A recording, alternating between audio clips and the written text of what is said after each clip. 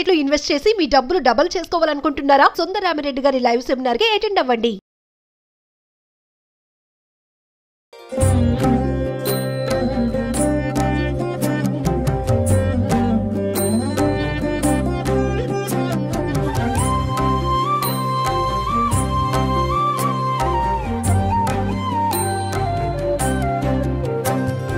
శ్రీరూపిణీ దేవి భువనైకపాలిని బాలాంబికా నీకు వందనములు.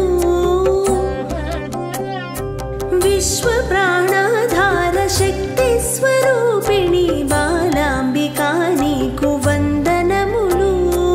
నమస్తే రమ్మగారు, దసరా పండుగ శుభాకాంక్షలు. నమస్తే జయ, దసరా పండుగ శుభాకాంక్షలు. సుమన్ టీవీ ప్రేక్షకులందరికీ దసరా పండుగ శుభాకాంక్షలు. నాకు దసరా మొత్తం కూడా ప్రతిరోజు అమ్మవారికి ఒక అలంకరణ చేస్తాం కదా, ప్రతి అలంకరణ గురించి, ప్రతి నైవేద్యం గురించి ఏ రోజు విశిష్టత ఆ రోజుకే ఉంటుంది.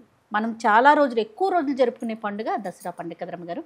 ఒక్కొక్క రోజు విశిష్టత ఒక్కొక్క రోజు ఒక్కొక్క వీడియో రూపంలో మనం ప్రేక్షకులకు అందిద్దామండి. అలాగే. సో అందులో భాగంగా మొదటి రోజు ఈరోజు అమ్మవారికి అలంకరణ, నైవేద్యం, పూజ మొత్తం పూర్తి వివరాలు ఒక్కసారి అందిద్దామండి. తొలి రోజున అమ్మవారు బాలాంబికగా దర్శనమిస్తుంది. అయితే మనకి నవదుర్గా స్వరూపాలలో పూజించే విధానం ఒకటి కనపడుతుంది. అమ్మవారి అవతార విశేషాలతోటి, ప్రత్యేకంగా అవతారాలతోటి పూజించే విధానం ఒకటి కనపడుతుంది. శ్రీశైలం దేవస్థానంలో అయితే నవదుర్గా పూజ చేస్తారు. వారు శైలపుత్రికి ఇవాళ అలంకారం చేస్తారు. మనం విజయవాడ కనకదుర్గ అమ్మవారి దేవస్థానాన్ని ఫాలో అవుతాం. సో అమ్మవారికి ఈ మొదటి రోజున బాలా త్రిపుర సుందరిగా అమ్మవారిని అలంకరిస్తారు. ఇది వరకటి కాలంలో స్వర్ణ కవచాలంకృత దుర్గగా కూడా అమ్మవారిని కనిపింపజేసేవారు. ఈ సంవత్సరం బాలాంబికగా చేస్తున్నారు.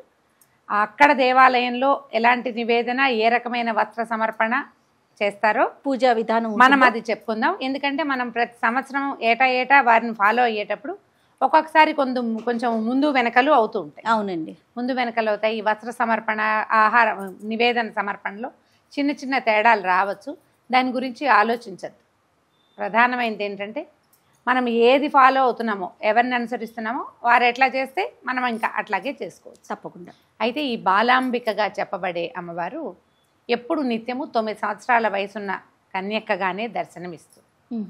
మనకి లలితా సహస్రనామంలో ప్రత్యేకంగా అమ్మవారికి పేరుంది. ఆమె యుద్ధం చేసి కొంతమందిని సంహరించిందట. ఈ 9 ఏళ్ల వయసు బాలిక కొంతమంది రాక్షసుల్ని సంహరించింది. అప్పుడు ఈ అమ్మవారు సంతోషించింది. బాలా విక్రమనందిత అంటారు. ఆ అమ్మాయి, ఆ పాప చేసినటువంటి యుద్ధాన్ని చూసి అమ్మవారి పెద్ద తల్లి, అమ్మవారి పెద్ద అమ్మవారు చాలా సంతోషించింది అనమాట. ఇప్పుడు అమ్మవారు ఆమె కదా ఈ స్వరూపంలో ఎందుకుందంటే, మనకి యుద్ధం జరిగినప్పుడు అమ్మవారు తన తాలూకు అన్ని శక్తుల స్వరూపాలతోటి విడివిడిగా దర్శనమిచ్చిందని చెప్తారు. ఆ వేరుగా ఇచ్చిన దర్శనాలలో బాలాంబిక దర్శనం ప్రధానమైనది. అయితే ఈ బాలాంబిక బాలా మంత్రం చాలా విశేషమైన మంత్రంగా చెప్తారు.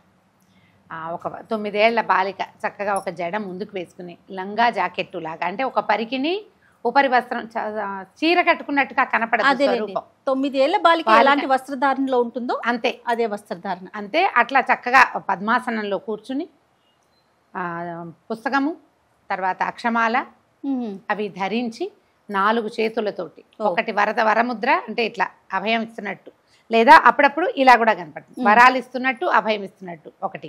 తర్వాత ఒక పువ్వు పట్టుకుంటూ, చిన్నపిల్ల కదా, అవునవును, ఒక పువ్వు పట్టుకుని హేళగా ఆయుధాలు లేవు ఆమెకి, ఆభరణాలు తప్ప ఆయుధం లేని ఒక ప్రత్యేకమైన స్వరూపంలో కనిపిస్తుంది. అయితే ఈ అమ్మవారి ఆరాధనతోటి మనకి విశేషంగా జ్ఞానం కలుగుతుందని చెప్తారు. ఎవరికైతే విద్య కావాలో, అంటే సాధారణంగా మనం ఉద్యోగాలు వచ్చే విద్య కాదు, అధ్యాత్మ విద్య, మనం అమ్మని గురించి తెలుసుకోవాలంటే మొదట ఆశ్రయించవలసిన శక్తి బాలాంబికే. అయితే ఈ బాలా స్వరూపాన్ని మనకి విజయవాడలో అమ్మవారిని చేసినప్పుడు ఆరెంజ్ కలర్, అంటే ఇప్పుడు మనం ధరించినటువంటి కాషాయ వస్త్రధారణ చేయిస్తారు. ఆరెంజ్ కలర్ వస్త్రాన్ని సమర్పించవచ్చు. మీరు ఏ ముత్తైదుకైనా తాంబూలం ఇచ్చేటప్పుడు ఈ మొదటి రోజున అన్ని నారింజ రంగు, ఆరెంజ్ అంటే నారింజ రంగు కదా, కాషాయ వర్ణం అని కూడా చెప్పుకోవచ్చు. ఇందులో 2-3 అటు ఇటు లైటర్ డార్కర్ షేడ్స్, కొన్ని ముదురు రంగులు, కొన్ని లేత రంగుల్లోటి ఈ రంగులున్న వస్త్రాన్ని సమర్పించవచ్చు. ఈ రంగు గాజులనే మనం అమ్మవారికి సమర్పించాలి. తర్వాత ఎవరికైనా ముత్తైదువులకి ఇచ్చేటప్పుడు చేయొచ్చు. అయితే మనకి ఇందులో కుమారి పూజ ఒక విశేషంగా కనపడుతుంది దసరాల్లో. ఈ తొలి రోజున రోజుకు ఒక్కొక్క వయసున్న పిల్లల్ని అర్చన చేసే విధానం కూడా కనిపిస్తుంది. ఈ మొదటి రోజున 2 సంవత్సరాలు నిండిన బాలిని కుమారి అంటారు. 2 ఏళ్ళు నిండితే పాపాయి చాలు. ఆ 2 ఏళ్ళు నిండిన ఒక పాపకి చక్కగా పాదాలకు పసుపు రాసి పారాయణ పెట్టి ఆమెకు కాబొట్టు కాటిక అలంకారం చేసి తల్లో పువ్వులు అలంకరించి ఆమెకు నచ్చినటువంటి ఆహార పదార్థాన్ని మనం తినిపించితే కుమారి పూజ చక్కగా సుసంపన్నంగా అవుతుందన్నమాట. ఎందుకు చేస్తారు అమ్మగారు కుమారి పూజని? ఇప్పుడు అమ్మవారిని ఏంటంటే మనకి నవదుర్గలు ఈ 9 రోజులు మనం దుర్గా స్వరూపాల్లో రోజు ఒక కుమారిని ఒక బాలికని అర్చించవచ్చు. ఇది మామూలుగా దసరాల్లోనే ఇది ఒక ప్రత్యేకమైన విధానం. మనకి సంవత్సరం మొత్తంలో ఇంకా 3 నవరాత్రులు వస్తాయా? అవును. ఏ నవరాత్రుల్లోనూ ఈ రకమైన కుమారి పూజ లేదు. స్త్రీ శక్తిని గౌరవించటం, బాలికని గౌరవించటం, దానికోసమని ఇప్పుడు ఈ 9 రోజులు మనం ఈ ఇప్పుడు అమ్మవారిని చేసుకోవడం కూడా విశేషంగా కనపడుతుంది. ఆమె రోజుకొక స్వరూపంలో కనపడి చిట్ట చివరి రోజున ఏం చేసింది, మహిషాసుర మర్దినిగా ఎంతో మంది రాక్షసుల్ని వరుసగా చంపుకుంటూ వచ్చి చివర అసలు ప్రపంచానికి శత్రువైన మహిషాసురుణ్ణి కూడా సంహరించి. మహిషాసురుడు అనగానే మనకి ఒక గేదె లాంటి స్వరూపం ఒకటి తెలుస్తోంది కదా. మహిషము అంటే దున్నపోతు. మనుషుల్లోనే ఈ రకమైన పశు ప్రవృత్తి ఉంటుంది, దాన్ని సంహరించాలి. ఆ పశు ప్రవృత్తిని సంహరించడమే మహిషాసుర మర్దిని అవతారం యొక్క విశేషం. మరి ఇన్ని రోజులు ఈమె స్త్రీ స్వరూపంలోనే దర్శనమిచ్చింది వీళ్ళందరికీ, ప్రపంచానికి. మరి ఆ దానికి ప్రతీకగానే మనం బాలికల్ని పూజించడం ఉంటుంది. ఈ బాలికలు కూడా మళ్ళీ 16, 18 పెద్ద పిల్లలు కాకుండా 2 నుంచి 9 ఏళ్ల వయసు. ఒక్కొక్క రోజు బాలికకు ఒక్కొక్క పేరు చొప్పున ఉంటుంది. వాళ్ళ మొదటి రోజున కదా, మొదటి రోజు అమ్మాయిని కుమారి అని చెప్తారు. 2 సంవత్సరాల నిండి 3వ ఏడు వస్తే చాలు. 2 ఏళ్ళు నిండితే మనం ఏదైనా ఒక పళ్ళెంలో ఒక పదార్థం పెడితే ఆ పదార్థాన్ని తీసుకుని తింటుంది. అంత సరిపోతుంది. చక్కగా కూర్చుంటుంది, పాదాలకు పసుపు రాయించుకుంటుంది, బొట్టు పెట్టించుకుంటుంది. అంత లోపల పిల్లలకి తెలియదు. ఇప్పటికీ అలంకరణ మీద కూడా ఆసక్తి వస్తుంది. మీరు అలంకారం చేయండి, అందంగా ఉంచండి, చక్కగా ఆహారం తినిపించండి. ఈ కేవలం అలంకరణకి మాత్రమే అమ్మని పరిమితం చేయొద్దు.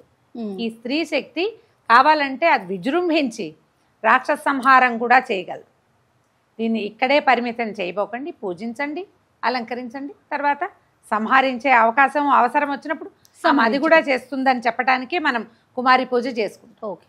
ఈ మొదటి రోజున అమ్మాయిని చక్కగా అలంకరించి 2 ఏళ్ల పాపాయిని మీరు పూజించవచ్చు. ఒక బాలిక మనకి లభించినా సరిపోతుంది. అయితే ఇప్పుడు విజయవాడలో అమ్మవారికి నారింజ రంగు వస్త్రాలు ఇస్తారు. తీయటి బూందీ అంటే మనం శనగపిండితో బూందీ చేస్తాం కదా, ఈ బూందీని పంచదార లేదా బెల్లం పాకంలో పోస్తారు. పంచదార పాకంలో పోస్తే కాసేపటికి అది అట్లా విడివడిపోయి బూందీగా ఉంటుంది, తీపిగా ఉంటుంది. తీపి బూందీ శనగలు నివేదన చేస్తారు. మేము ఈ అవకాశాన్ని బట్టి మనం ప్రతిరోజు అన్న నివేదన చేయాలన్నది ఒక నియమం పెట్టుకున్నామంటే ఒక కొంత అన్నం కూడా నివేదన చేసుకోవచ్చు. శనగలైనా నివేదన చేయొచ్చు. తీయని బూందీ మీకు చేత వస్తే అది కూడా చేసిన కొద్దిగా అంత పిండిని మనం బూందీ బట్టి కొట్టినా ఆ కాస్త బూందీని పంచదార పాకంలో పోస్తే 10 నిమిషాల్లో ఆరిపోతుంది. చక్కగా అది నివేదన చేసుకోవచ్చు. తీపి బూందీ పంచవచ్చు, శనగలు పంచిపెట్టుకోవచ్చు. మీ అవకాశాన్ని బట్టి ఎలాగైనా చేయొచ్చు. అయితే మనకి శ్రీశైలంలో మాత్రం అమ్మవారికి కదంబ సాదాన్ని నివేదన చేస్తారు, శైలపుత్రికి. ఇతరులు మనం పాయసం పెట్టుకోవచ్చు, పులగం పెట్టుకోవచ్చు, మనమైన అవకాశాన్ని బట్టి ఏదైనా చేసుకోవచ్చు. మొదటి రోజున బాలాంబికని మనం అర్చన చేసుకుంటాం. మనం ఈ బాలాంబికే మనకి ఇళ్లల్లో కొంతమందికి ఇంటి దేవతలు ఉంటారా, ప్రాంతాల వారిగా గ్రామ దేవతలు ఉంటారు. బాలమ్మ అనే దేవత ఉందా? అవునండి, ఈమె ఆవిడే. బాలాంబికే బాలా త్రిపుర సుందరిగా స్వరూపంలో కనపడుతుంది. బాలమ్మగాను మన ఇంటి దేవతగా గ్రామ దేవతగా కూడా దర్శనమిస్తుంది. జ్ఞానప్రదాయినిగా కనపడుతుంది అమ్మవారు. ఈ రోజున ఇలాంటి అర్చన చేసుకుని మర్నాటికి మళ్ళీ ఇంకో రకమైన అర్చనతోటి మనం స్వరూపం మార్చుకోగలిగితే. ఇంట్లో చేసుకునేటప్పుడు కూడా ఇదే పూజా విధానాన్ని పాటించాలి. ఇప్పుడు మనకి బాలాంబికకి స్తోత్రం కనిపిస్తుంది, స్తోత్ర నిధి లాంటి యాప్లు ఉన్నాయి, మనకు అవకాశం ఉంది కదా. అష్టోత్తరం కనిపిస్తుంది బాలకి, బాల అష్టోత్తరం చక్కగా చదువుకోవటము, పువ్వులు సమర్పించుకోవటము. ఏ పువ్వులతోటైనా అర్చన చేసుకోవచ్చమ్మా. వాసన వచ్చే పువ్వులు అయితే మంచిది. చేమంతులు, ఇప్పుడు సన్నజాజులు అవి వస్తాయి. చక్కగా కుంకుమార్చన చేసుకోవచ్చు. ఇలా కూడా మనం అంత పెద్ద అర్చన చెయ్యము, మన ఇంట్లో మనమే పూజ చేసుకున్నాం. ఒక చిటికెడు కుంకం పట్టుకోండి. నేను పట్టుకున్న ముద్ర కనపడుతుంది కదా, ఈ కుంకం పట్టుకోవటము, ఈ వేలు వదిలిపెట్టి ఇలా పట్టుకోవటము. ఈ అష్టోత్తరం ఏముందో అది మొత్తం చదువుకోవటం. అమ్మవారికి ఈ చిటికెడు కుంకుమ సమర్పిస్తే మీరు పెట్టిన అన్న నివేదన ఈ కుంకుమార్చనకి చక్కగా సరిపోతుంది. పూజ చేసుకోవటం, చక్కగా మంగళహారతులు ఇవ్వటం అమ్మవారికి. మన ఇంటికి ఎవరైనా ముత్తైదు వస్తే ఎవరు వచ్చినా ఆడపిల్లలు ఈ 2 ఏళ్ల పిల్లకే పెడతామని 5-6 ఏళ్ల పాప వస్తే ఆమెకు వదిలేయిపోకండి. ఓ ఎవరికైనా చక్కగా బొట్టు పసుపు ఇచ్చి ఏదో ఒక కలిగినంత తాంబూలం ఇచ్చి ఈ 9 రోజులు ఈ ప్రకృతి శక్తి అమ్మవారు ఈ బాగా విశదంగా మనకి దీంట్లో ఉంటుంది, వాతావరణంలో ఉంటుంది. అమ్మవారి యొక్క సుప్రసన్నత ఉంటుంది. కాబట్టి ఎవరికి ఇచ్చినా అమ్మకి ఇచ్చినట్టే భావించి పూజ చేసుకోండి. రైట్ అమ్మగారు, నమస్తే. నమస్తే జయ.